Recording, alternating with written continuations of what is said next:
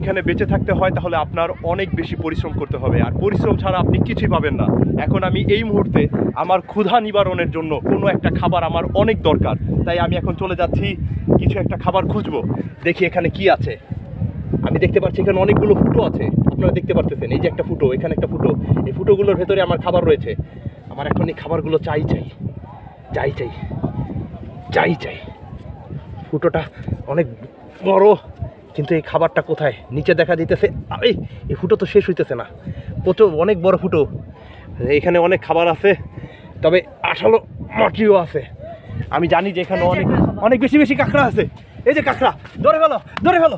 আহা, একে মারাটা উচিত হয় নাই, তবে আপনি চাইলে কিন্তু এটা খেয়ে ফেলতে পারেন।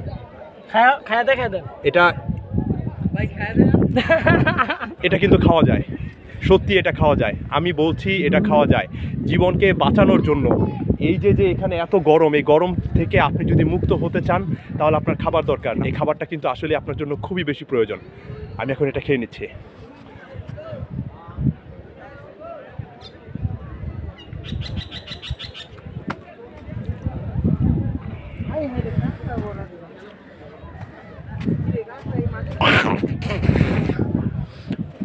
কিছুটা কচকচে, একটু লবণ একটা ব্যাপার আছে,